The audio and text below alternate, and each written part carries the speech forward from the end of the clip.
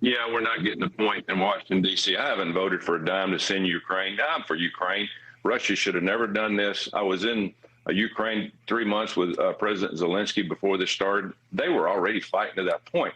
But at the end of the day, it's a junior high team playing a college team. They can't win. We can throw all the money we want to. But unless we send NATO and our troops over, which we're not going to do if I've got anything to do with it, then there's no chance.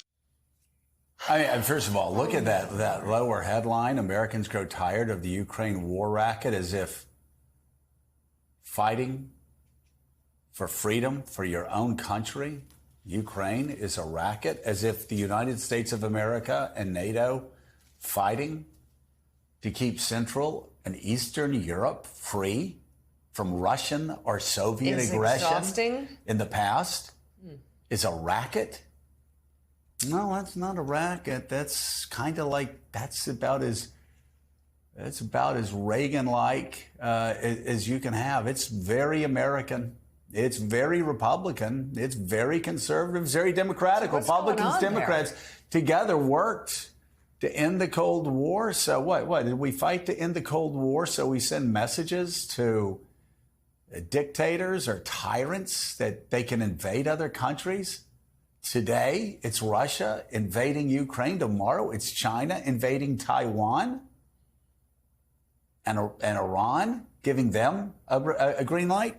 I mean, seriously, like, what planet are these people on? Because they sure as hell aren't what they claimed to be in the past. That was Republican Senator Tommy Tuberville bragging about his votes against funding for the war in Ukraine. Bragging now for voting cool. to help it's Vladimir like a JV Putin. Team. Okay.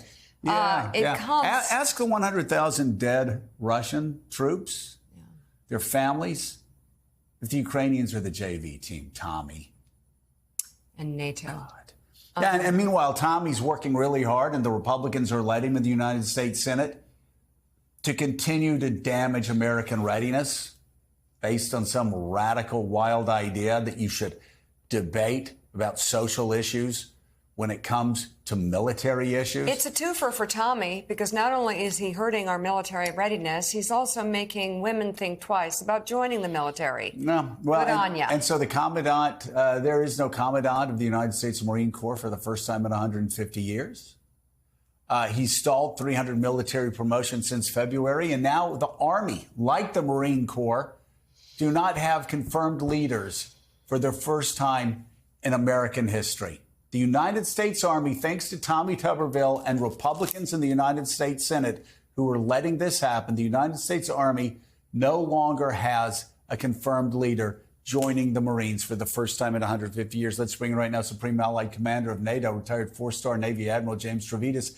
He's the chief international analyst for NBC News. A lot to talk to you here about, Admiral, but I can tell you, whenever I would go over to the Pentagon and there were some debates going on in the Armed Services Committee where I was, and it had to do with social issues, it didn't matter what those generals or admirals were, whether they were Republicans or Democrats, whether you assumed they were or guessed they were or not.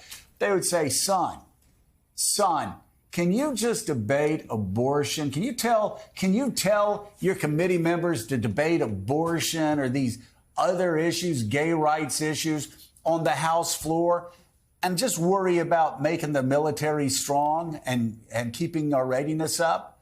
I mean, I've got to say, I've seen that happen sometimes. I've never seen anything like this, Admiral. Have you? No, I've not. And, I had 6 tours in the Pentagon over my long career in the Navy. I know the Hill very, very well. One of the hallmarks of good governance is making sure your military is apolitical. And what I would say to Senator Tuberville, who I guess used to be a football coach, hey, Coach, this is not a game we're playing over there. And let's face it, this is hurting military readiness. It is hurting military families.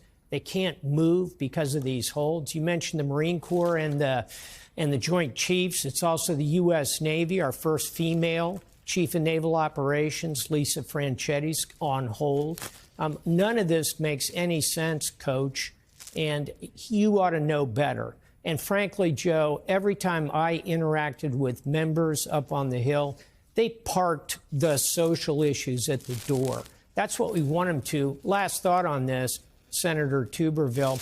How are you going to feel when Senator Left Wing 2 years from now says, oh, I'm not going to confirm anybody until the Pentagon walks away from fossil fuels, for example? This is a nuclear weapon you're using, and it is not making sense, and it's hurting the American military.